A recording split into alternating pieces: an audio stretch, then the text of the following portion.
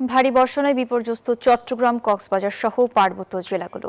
বৃষ্টি অব্যাহত থাকায় মাতামুহুরী নদীর পানি বৃদ্ধি পেয়ে লামা উপজেলার নিম্নাঞ্চল প্লাবিত হয়েছে।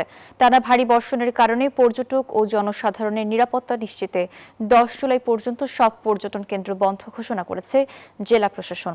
পাহাড় ধসের কারণে গতকাল থেকে বান্দরবানের সাথে রুমা, থানচি ও রোয়াংছড়ি উপজেলার সড়ক যোগাযোগ বন্ধ রয়েছে।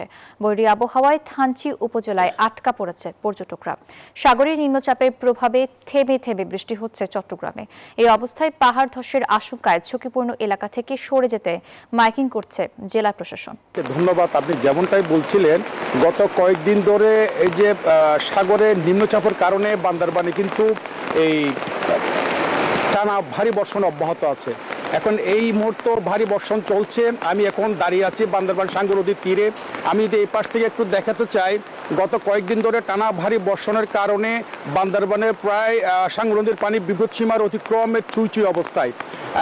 অপরদিকে লামা, মাতামুহুরী নদী গতকাল রাতেই কিন্তু বিপদসীমা অতিক্রম করে লামা সদরের নিম্নাঞ্চল প্লাবিত হয়েছে।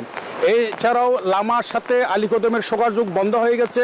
যেটা প্রধান সড়ক রয়েছে আলীকদম, লামা আলীকদমের, সেটি পানিতে তলিয়ে যাওয়ার কারণে লামার সাথে আলীকদমের সড়ক বন্ধ রয়েছে।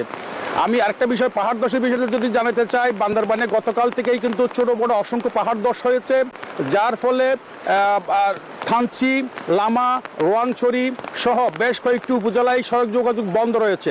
সেনাবাহিনী এবং ফায়ার সার্ভিস যত দ্রুত সম্ভব এটা অপসারণের চেষ্টা চালানো হচ্ছে। আমি একটু আগে জেলা প্রশাসনের সাথে কথা বলেছিলাম, তিনি যেটা জানিয়েছেন গতকাল পর্যন্ত 166 মিলিমিটার বৃষ্টিপাত রেকর্ড করা হয়েছে। বর্ষণ এখনো অব্যাহত আছে। আগামী 9 তারিখ পর্যন্ত এই বর্ষণ অব্যাহত থাকবে বলে তিনি যেটা জানিয়েছেন।